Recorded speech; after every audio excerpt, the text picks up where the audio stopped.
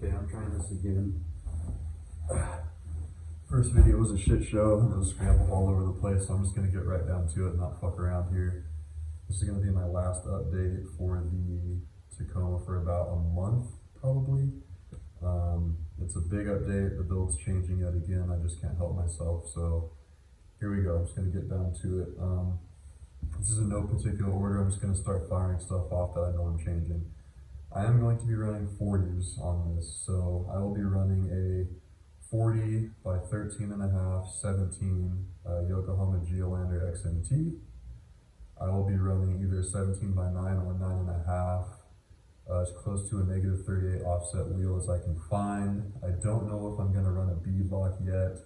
Probably not. I'm either just going to run a standard wheel or I'm going to run a method that has the bead grip technology, they call it.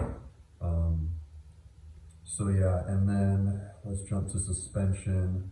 I'm gonna keep my rough country 3.5-inch lift. Talk all the shit you want, I don't care. Yeah, to each their own. You can run your fucking $10,000 long travel suspension when you get your fucking venti coffees from Starbucks in the morning. So yeah, keeping that suspension that's already on the truck. I'm gonna be running BT Fab, I think it's BT Fab, BTF. Modified lower control arms. They push the caster forward, push the wheel or the whole setup forward about a 3/4 to a full inch.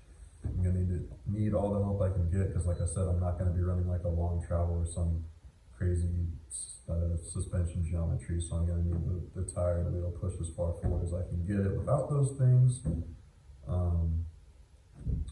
Rear axle, I talked about it a little in the last video, I believe. I already found the axle, I just need to buy it. I will be buying it soon. It's the 8.75 open rear axle from a 4-cylinder 3rd Gen Tacoma manual transmission, because all manual transmission 3rd Gen Tacomas came with the 8.75. I don't know if you know that or not. It's just that the off-road and the pros have the e-locker, and the lower trim manuals just have an open 8.75. Same strength. It makes more sense for me to do it that way because they're like $1,500 to $2,000 less than the TRD Pro and off-road rear axles. And then I'll just put a Harup. I'm going to put a Harup e-locker in the rear. So that'll be the rear setup, 8.75.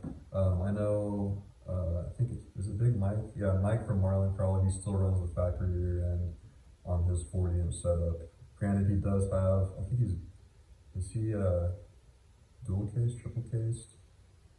I can't remember. He has super low, so I mean, his risk of breaking something is very slim, but I mean, if you can control the pedal, you're gonna be okay with that rear end at least. Front, I'm gonna be running RCV, CV axles, and I'll be running 488 gears.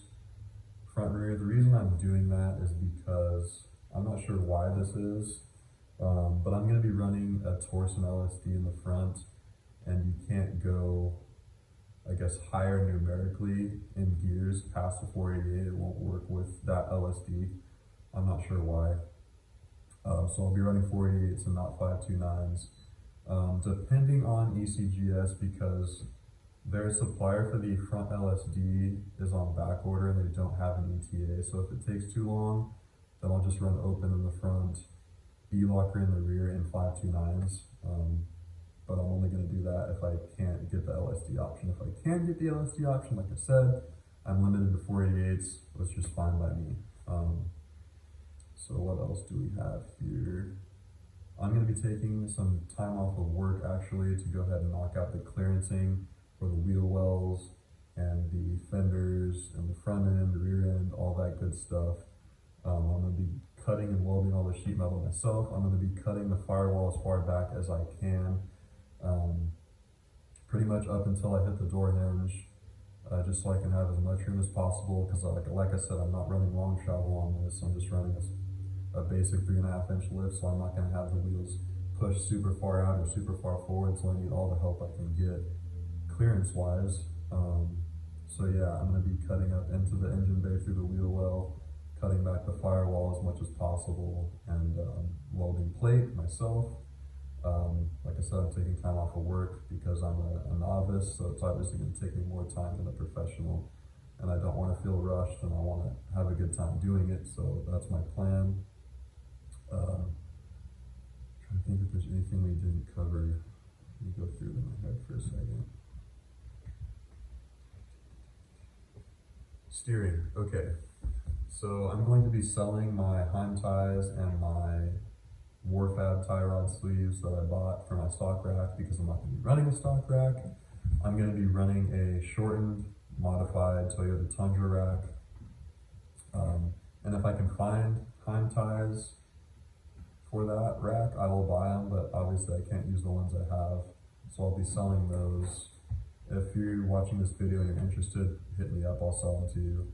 I'll give you a good deal on them. I always sell my stuff for way less than I bought it, regardless of if it's new or used. I just don't like sitting on stuff and watching it collect dust, so hit me up if you want those. So yeah, modified Tundra rack for steering. And I think that's pretty much it. That's gonna be kind of like the base. That's where I'm starting. Wheels and tires are probably going to be the first thing I put on here, just so I can get, the modified lowers and the wheels and tires will be the first things I put on here, because that's going to help me determine how much clearancing work is going to need to be done. It's obviously going to be extensive, but it's just nice to know what's actually going to need to be cut and welded. So yeah, that's the plan for that. The wheels, tires, and lowers will be ordered first. I think the lead time for the lowers is a month to 2 months.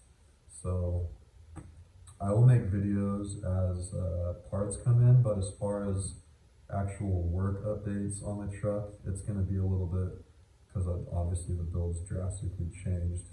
So I just wanted to let you guys know. It's probably going to be a while before I make another video, but that's because I have big shit planned in the near future. So in the next couple months, expect the videos to pick up heavy again.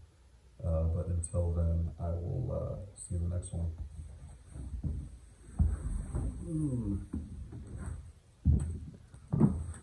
Say bye, Sterling.